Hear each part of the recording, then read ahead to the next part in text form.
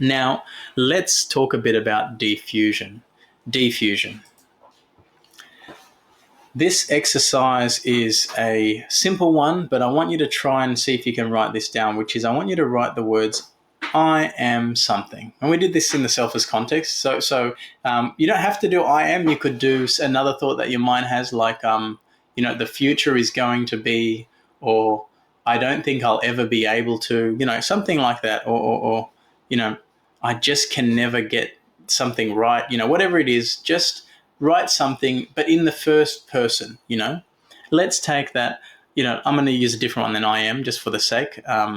For you could use I am. Let's say I am. I am someone who procrastinates too much. Now let's take that one. But you could also have another one, which is, I'm never going to get through this internship, or I'm never going to get through this study course that I'm doing at the moment. Just write down whatever it is that your mind tells you, and pause it here to do that bit, to do that part.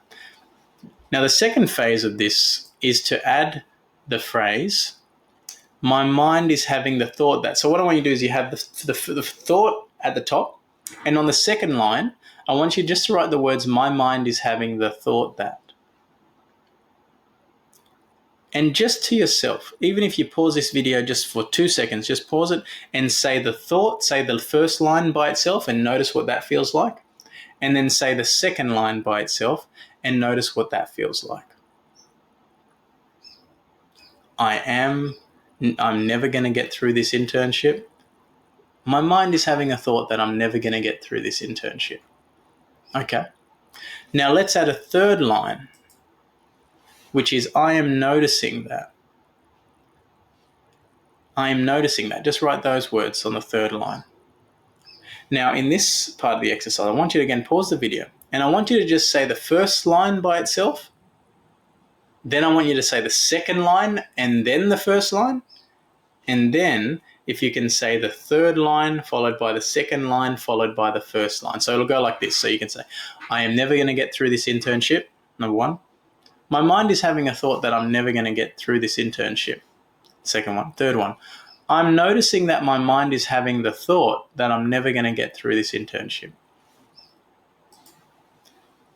So what is defusion? What did you notice between doing the first line by itself versus going 3, 2, 1? What did you notice experientially? See, we didn't change the thought. We didn't kind of come up with a more realistic thought like, I am probably going to get there through this internship despite me feeling like it's hard. We didn't do that because in my view and the view of ACT practitioners is probably that doing that doesn't actually replace the first thought. It just establishes another one, but the first is still there. According to the theory that ACT is built on, called relational frame theory, which is a theory of cognition, a theory of thoughts, is that this thought that you have established doesn't override the previous. It's just another perspective. The question is, which one are you fused with?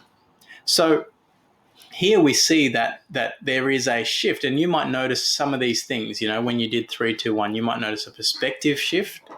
You might notice a reduction in the power of the thought. You might notice a lightness, some people say. Just notice what that is, and that is what defusion is about. That simple little kind of experience is what defusion is about. It's going from, if we kind of look at this picture here, down here, it's going from this kind of where this is in the mind, and it's, all you see is in here, to kind of stepping back and going, okay, it's still there. My thought is still there, but the way I'm holding it is different.